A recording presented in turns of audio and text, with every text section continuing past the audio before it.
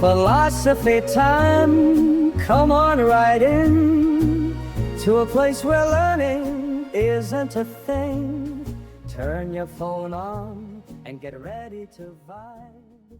Brainrot. Alright, listen up, nerds. There's a meme in philosophy that says if you want to understand modern thinkers, you gotta start with the Greeks. So here we are kicking things off with the OG philosophy bro, Plato. Now, you probably heard of Socrates, a legendary troll that got sentenced to death for thinking too hard, and then died while still debating.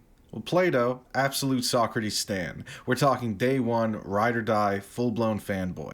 If Socrates had a fan page, Plato would not only be running the account, making the merch, but also writing the thirst tweets. And he didn't just stop at admiration. Bro straight up made Socrates a main character in most of his books. By books, I don't mean some light beach reads. I mean dialogues, baby. We're talking deep, brain-melting convos where two guys go back and forth trying to figure out the meaning of life.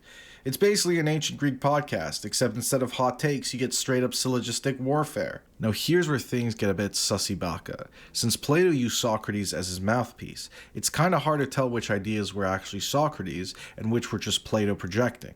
It's like when your friend tells you a crazy story, and you're not sure if it actually happened, or if they just heard it on Joe Rogan.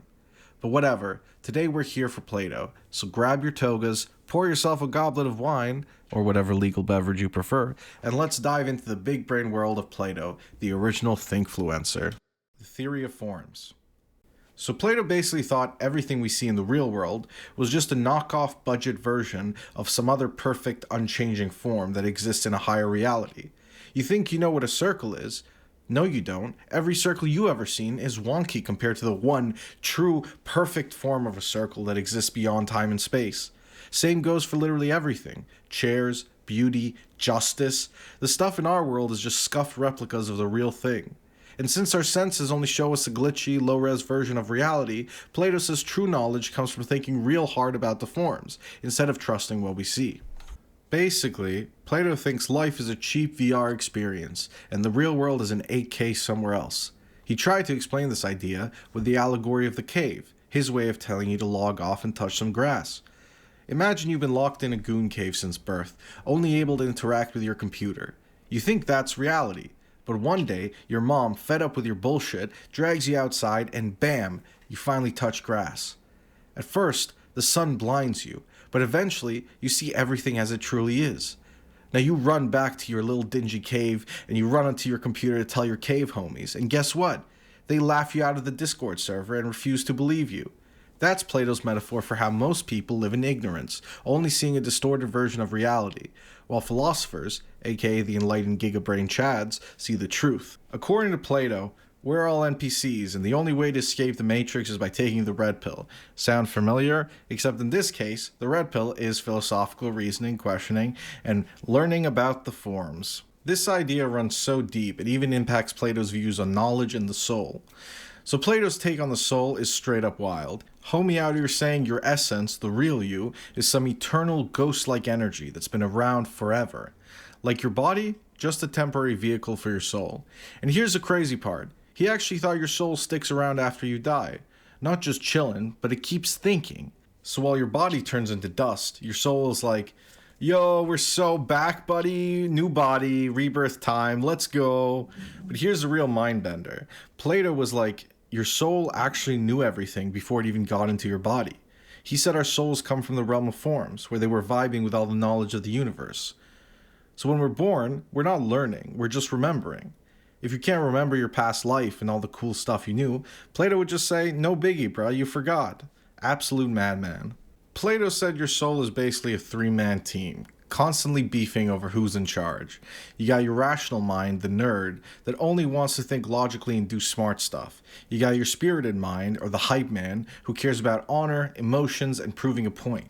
And then lastly, your appetitive mind, or the goblin mode. It just wants food, sleep, money, and questionable life choices. Ideally, your rational mind is the boss, keeping the other two in check. But if your appetitive mind takes over, congrats, you're now a greedy little gooner goblin who's ruled by impulse. If the spirit mind dominates, you're an angry tryhard obsessed with winning. The best life?